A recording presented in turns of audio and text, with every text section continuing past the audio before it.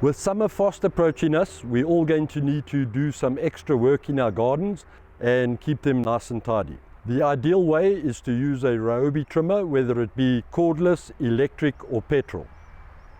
And if you haven't used your trimmer for quite a while, you would have to maintain your trimming line on the unit.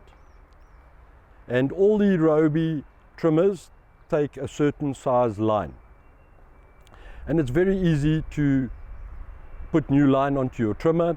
You would simply take off your bumper knob and you would screw it off, and you take the inner cover of the spool out, and on the side of the cover you would see an arrow, and that indicates the direction that you wind the line onto.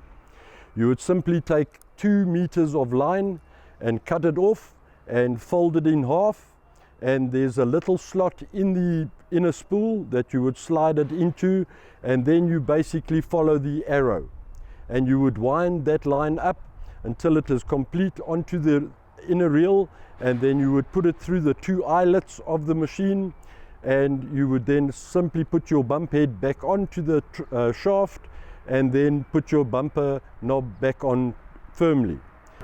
So once you've completed rolling your line on, it's always best to keep it a bit longer than it should be so that you can actually cut it off to where it should be.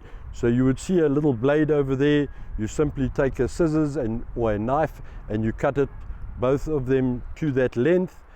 Once you've completed rolling your line onto the unit, your machine is now ready for optimal use.